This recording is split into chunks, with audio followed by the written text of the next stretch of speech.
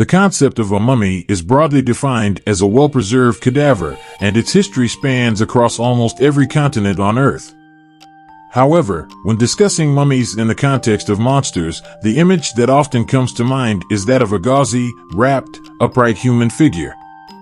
The Egyptian mummy, in particular, has become the iconic representation of mummification.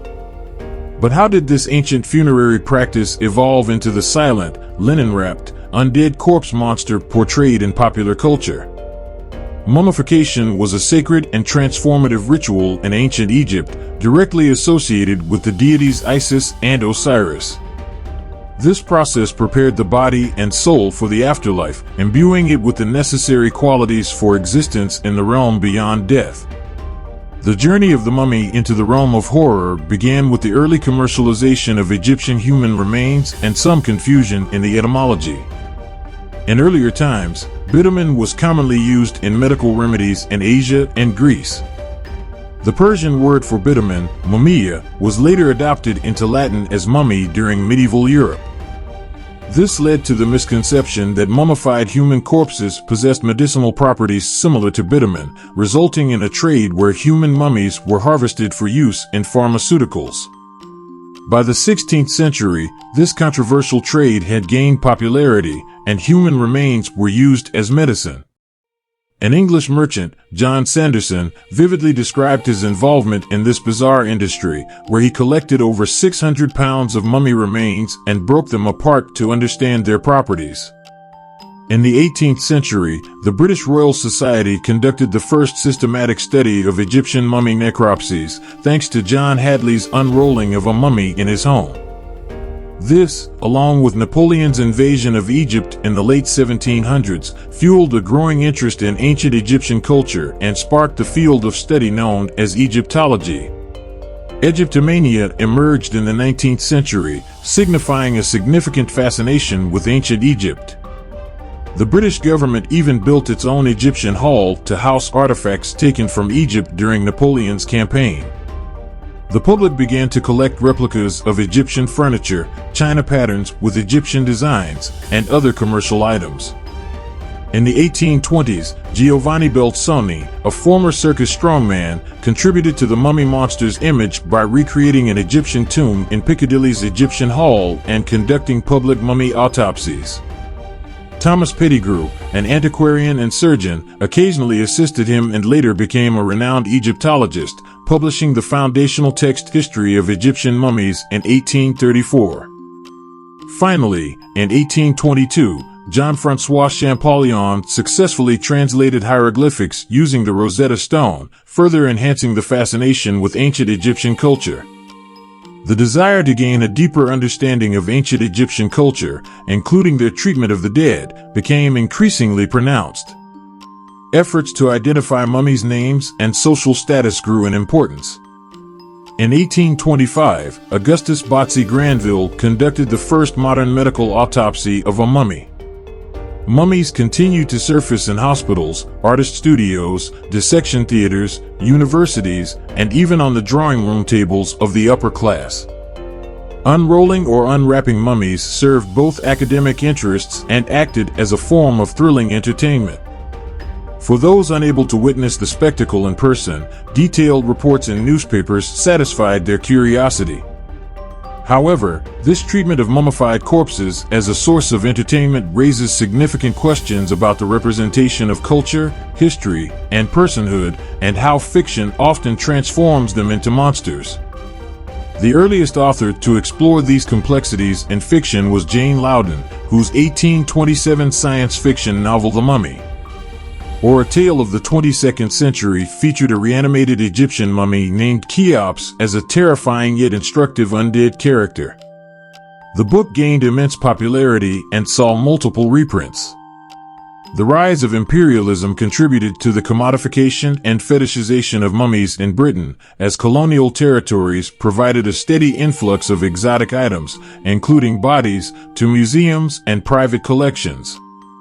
By the mid-19th century, the unwrapping of mummies had become a formulaic and highly performative event. Bodies were surrounded by Egyptian artifacts and funerary images, and lectures on mummification and Egyptian history preceded the unwrapping spectacle. Audience members would touch, smell, and even taste items like amulets, fragments of bandages, and bones. This fascination with mummies continued in fictional works of the time. For instance, in Théophile Gautier's The Mummy's Foot, a man acquires a mummified foot, only for an ancient Egyptian princess to appear later, seeking her lost appendage. Edgar Allan Poe's short story Some Words with a Mummy presents the reanimated Egyptian corpse at a white man's unwrapping party, causing terror among the guests. Louisa May Alcott's Lost in a Pyramid, or The Mummy's Curse, is considered one of the first Mummy's Curse narratives, wherein a mummified Egyptian sorceress curses those who disturb her grave. Famous works by Arthur Conan Doyle and Bram Stoker further enhanced the mysterious and mystical perception of Egyptian mummies during the turn of the century. As the film industry emerged, the portrayal of mummies as foreign antagonists continued. The 1899 silent film Robbing Cleopatra's Tomb featured a man chopping a female mummy into pieces to resurrect her, while 1911's The Mummy presented a female mummy coming to life after exposure to an electrical current, infatuated with the male protagonist. The idea of mummy curses had been used by 19th century writers, but it gained more credibility with rumors surrounding King Tutankhamun's curse, particularly due to the mysterious deaths of some people involved in the excavation. The unearthing of King Tut's tomb in 1922 created a global sensation, sparking a period of Egyptomania. When Lord Carnarvon, the patron of the excavation, fell ill and eventually died, rumors of a curse emerged, attributing at least 12 deaths to it. Despite these rumors, real warnings on Egyptian tomb walls were meant to deter thieves and preserve the sanctity of the resting place, not to curse the living. Ancient Egyptian funerary tradition aimed to prevent the deceased from returning as vengeful undead. During this period, Egypt sought independence from British colonial rule, and portraying the ancient Egyptians negatively was an attempt to discredit and demonize the living Egyptian population. The Mummy, a 1932 film by Universal Pictures, drew inspiration from the preceding events and Gothic tales. It tells the story of an undead Egyptian priest seeking his reincarnated lover. The film comments on the curse controversy around King Tut's tomb, warning against the dangers of disturbing corpses for scientific pursuits. The film's iconic figure, Boris Karloff's bandaged mummy, made the creature a true horror monster in the 1940s. The mummy's decay and wrathful demeanor were emphasized in these horror films. Universal's The Mummy's Hand creatively replaced Karloff, and the image of the menacing, wrapped mummy became an enduring representation of the creature.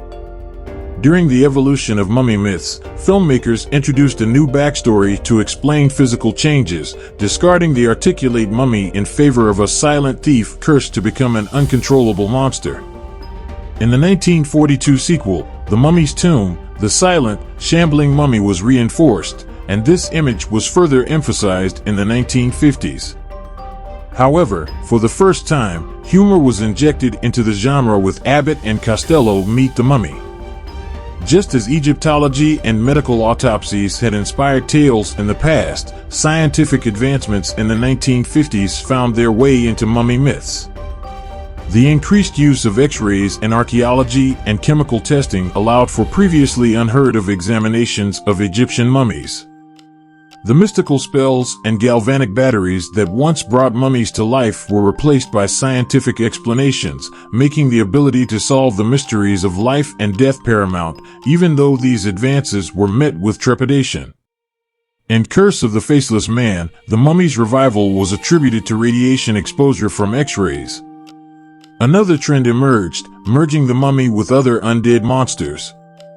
In Pharaoh's Curse, disturbing the remains of an Egyptian priest leads to a character being possessed by the mummy's soul.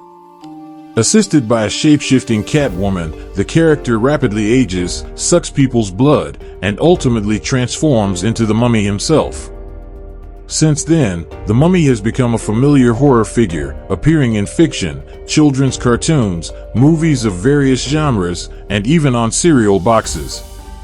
Mummies have become frequent characters in comic books, depicted as ravenous zombie-like creatures or as the sinewy nemesis of characters like Brendan Fraser. The behavior of Egyptian mummies depicted in horror, science fiction, and fantasy can be somewhat justified. Rarely do mummies animate without outside provocation, and their exposure to modernity is often due to the mistakes or greed of the living.